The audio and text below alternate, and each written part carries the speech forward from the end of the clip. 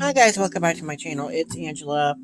And I haven't been with you guys or did a video in a few days. Had a lot going on over Labor Day weekend. Had extra days off for my birthday, which was Friday the 2nd of September. And then the other day I noticed Candy Soul and Soil did another hashtag Genius Loki. It's basically what deck reminds you of certain places. I had to look that up because I had no idea what she was talking about, to be honest.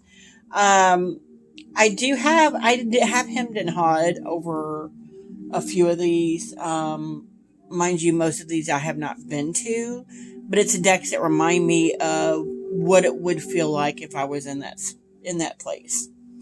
So, without further ado, I have quite a few decks here. Let's go through decks. Deck one. So, very first deck I thought of, and it's been well loved, is my Universal Celtic Tarot. You can see both ends are like not even closing anymore. I need to make a bag for this. It is published by Los Scarabero. These are the backs. And again, and I did edge it in green. And if I can get my thing up here, that's crazy. It reminds me, this is why I bought it, this Eight of Swords, beautiful. It reminds me of what it would feel like if I was in, like the Celtic era. It's very druidy, very Celtic-y, very earthy. And I love it for that. Yeah, look at that. Beautiful, beautiful deck. So that was the very first deck I thought of. I'm like, yeah, that would totally be like this earthy, Celtic-y deck. And of course it has Celtic right in the name. And of course, immediately thinking of Druid, I immediately go to the Druid Craft Tarot. It makes me think of this, like, place, a time and place, actually. These are the backs, which you guys have all seen this deck. It's crazy. It's a gorgeous deck. I still have yet to use it. If you want to see my walkthrough about how I acquired this deck, it's in there on my playlist. But this also is one of those decks that makes me think of it's a different time, it's a different era. Yeah, and I just remembered. I forgot one. But yeah, that is the Druid Craft Tarot.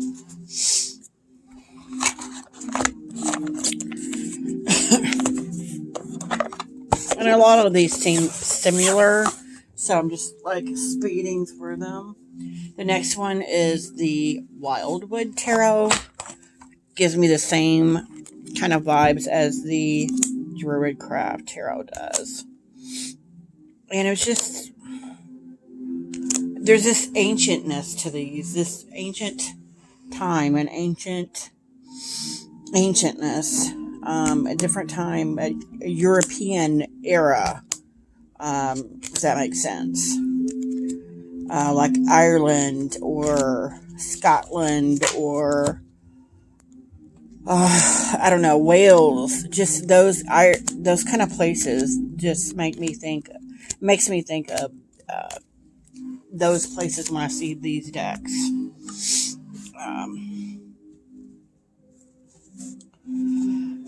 So that's the kind of druidy type of decks that I have. That I immediately thought of when I thought of this tag was those three. And then we also have Tarot at the End of the Rainbow. I've actually been showing this quite a bit in some of the videos. This is published by Los Scarabero. Also, again, there's this druidy, Celtic-y. This one more Irish than anything because it's got like the rainbow in all of it. There's a leprechaun. Yeah, it's very Irish to me, this deck. And it's cute. Look at that tree. He's a tree. But he's breathing and alive. And look at that. He's coming up out of the ground. Just cool. Very cool.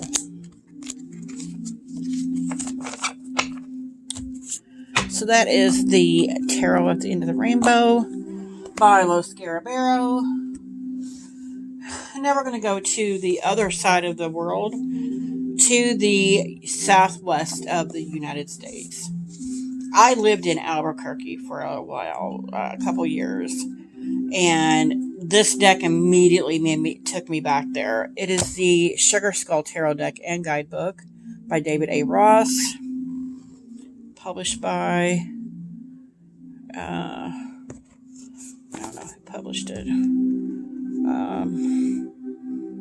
Oh my gosh, I can't read that. That's the, if you can read that. That's who published it. It's a good quality box. It comes, inside's pink. Good little book. My only gripe with this deck is the edges are pointy still. That's the backs, and they're huge cards. But I'm immediately drawn to this Mexican-American, Southwestern, especially with the more red cards. Yeah, the more red and orange cards. Day of the Dead kind of feeling with this, where there's cacti and wild mustangs, and yeah, just really makes me think of that with this deck, and I love it for that. Love it. Like seeing mariachi bands and chilies, roasted chilies hanging from a line. Yeah, it's just, it's cool in that way. It reminds me of the Southwest in America, which I lived for 3 years. So yeah, beautiful. And I'm getting ready to pull this out because it's almost October. Total Halloween deck. So that is the Sugar Skull Tarot. Okay. Moving right along. Next would be taking it back across the country, the world, to Japan. This is a tarot of Japanese poetry. And of course, it's going to remind you of Japan. The artwork in this is stunning. Beyond stunning. It is Japanese poetry. It is Japanese artwork. It is beautiful. Beautiful, beautiful, beautiful. And I love it.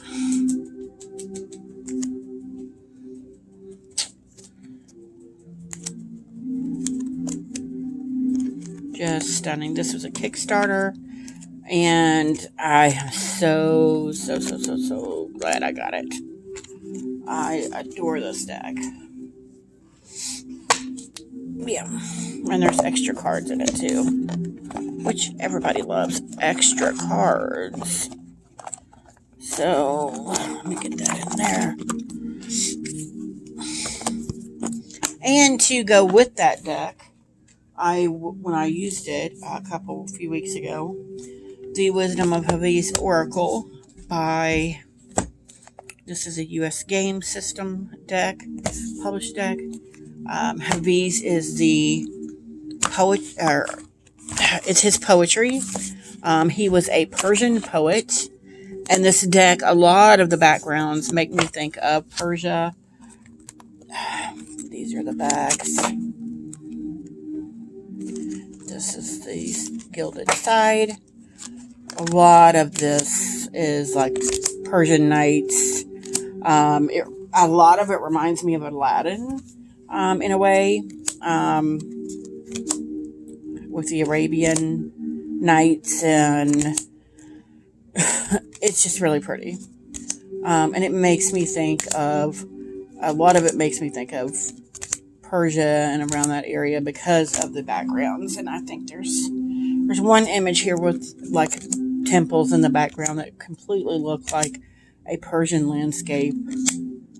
I've not been there, but I can only imagine through this deck. That stunning. Yeah, right there, like the 3 buildings there. Yeah, it's a stunning deck. Stunning. Yeah, look at that. Gorgeous. Gorgeous. Gorgeous deck. That. Beautiful. So that is the Wisdom of Haviz Oracle. A very beautiful deck. Between it and the book and pairing it with the tarot Japanese poetry, they're marvelous together. Just fabulous. Okay. So then we go to, these are little pocket shadow healing cards. They're Aboriginal guidance cards. These are from it's Aborigine artists on here. So immediately I think of Australia, which is on my bucket list. But the art, it gives you like, here's a little card, and then on the back you have a shadow word that you can work through. But the art on here is very Aboriginal, very early man, like cave drawings almost. And I love it. Love it. And it's sweet. It's not sweet. It's small. It is published by Rockpool Publishing. It has a magnetic lid, so you can literally just throw these in your purse and take them wherever you want. Yeah, love those. Okay. So now we have decks that make me think of straight up England in certain periods. Okay, like, for example, the Hanson Roberts Tarot. This is an 80s edition. I got for like $5 from a friend. And I thought this was the cutest little deck. It's published by US Games. This one was actually published in Belgium. US Games, Belgium. Crazy. Let's see, it says here maybe. No, it says Stamford, Connecticut. That must be their headquarters, but there's something on here that said Belgium. Yeah, printed in Belgium. Right there. And then US Games. But I don't understand. I look at the backs, and it's like more plain card size. They're so cute. But this makes me think of very British. Don't know why. Very English. I want to say English, maybe. English countryside. This is like Cinderella to me, like the castle in the background, and then there's the little kids here and the family. It just very English and proper to me. But at the same time, the color palette in this deck makes it feel super soft. So you get this super soft, sweet deck that's really visually pleasing. But it also has this properness to it. I don't know how to explain it. Yeah, it makes me think of like the English countryside or something. Yeah. So that is, and I just spilled it all over the floor, the Hanson Roberts Tarot deck. And they're crowding around me. And also to kind of match that, we have the Los Scarabero Tarot by Los Scarabero. Kind of has that same vibe. These are the bags. And I was going to immediately trim this when I got it down to just the images. And then I just haven't yet. But this also makes me think of a very English... I don't know if it's maybe because Los Scarabeo is published over in France, so it's more of an English, not English, but that, I don't know, that kind of area. I don't know. I don't even know how close France is to England, but I get that vibe from this deck as well. This very English speaking deck. I don't know how to explain it. And I hope I'm not offending anybody. I don't know my words. But it's very beautiful, and I love this deck. And it seems very simple as well, like sweet. There's a sweetness to it.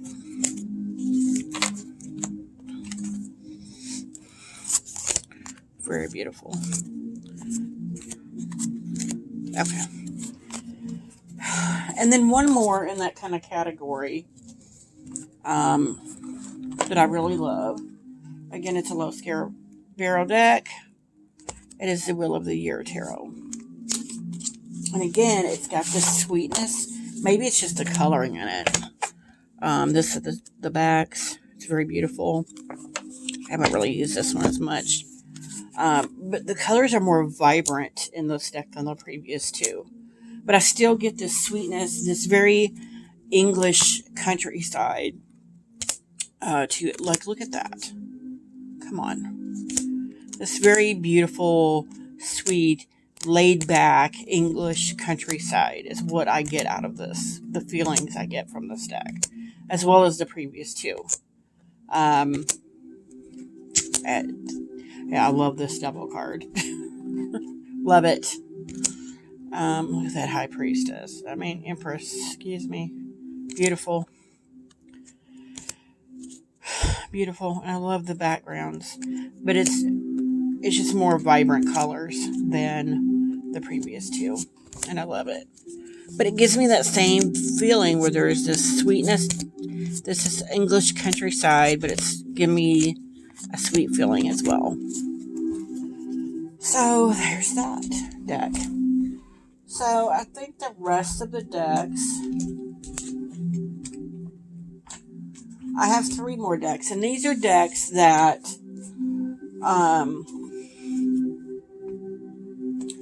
I feel a certain way toward, which is why they're in here. The next one I'm going to show you, I wanted to show something that represented the beach and water, because I spent a couple summers in my youth at the beach in Florida, where it's a more tropical place. But I have 2 water type decks. And so the only one that I rarely show is the Mermaid Tarot. And it's the only one that comes close to showing, it's got like this tropical vibe to it, which to me represents kind of my youth spending time in Florida, when I was a kid. But then I also spent a lot of time, a lot of summers here in Missouri, where I live, but South Missouri, where there's a lot of lakes. So it could go either way. There was a lot of water involved in quite a few years of my youth. So I wanted a deck to show that, to represent that. And this is the deck I chose for that. Look at that. Gorgeous. Gorgeous. Gorgeous. And that is the Mermaid Tarot. So I have 2 decks left. One is just a simple playing card deck. And it just represents, it actually, and I've showed this before, I've used this for mediumistic reads because it's extremely accurate when you go to look for locations of a person. But every card has a different location. And quite a few of these places I've been. So that's why this deck is in this New Mexico, Kentucky, Carlsbad, Florida's in here, right there. I've just been to a lot of places in this deck, so it represents a lot of the places I've been. So that's why I added it. There's Utah, which I've been. Gorgeous. Gorgeous deck. Surprisingly, for a dollar deck, one of the most accurate decks I have in my collection. And then the last one is something that represents place. They all represent a place for me. But this one represents the dreamscape. The place I go to, the place I've been to 90% of my sleeping hours is spent dreaming. And so it's the Cartes Divinatory de Alegorial. It's a very small oracle deck. There's very few cards, but before I knew this deck ever existed, example one here, I had many dreams that wound up a lot of the images I saw from dreams I've had were in this deck. This being one of them. I wrote a whole blog around the dream I had, starting with this door. And it just, when I saw this deck, it blew my mind. And I'm like, what is happening? That image, there's so many images in here. This image here, there's so many images in here that were in my dreams before I ever knew this deck existed. It is a French deck, so you can only get it on the French Amazon. But, I mean, so many of these images were in dreams I've had. That door, that pathway, this rope. And this is a past life deck, because you can go in and pull a card and it will tell you in the book, because it does have an English section, what you were in a past life. And I'm like, because I'm so into past lives, and I've even felt like some of my dreams have been geared toward, I'm reliving a memory from a past life, in some of the dreams I've had. I feel like this deck was just like a wowzer when I got it. And it's published by Arcana Sarah? I don't know. It's on French Amazon. But so I wanted to incorporate that deck in this VR, because I feel like it plays a huge part in the places I go in my dreams. And I think that deserves a spot, because I've had millions of dreams. But yeah, that is my last deck for this VR2 Candy Soul and Soil. It is Genius Loki Places, decks that represent places. So I thought I would go ahead and add my 2 cents into it. If you guys have any questions, comments, concerns, don't hesitate to comment below. If you like this video, give me a thumbs up. If you want to see more, please subscribe. And don't forget to hit that notification button so you're alerted to any future videos. And you guys have a good night. Bye.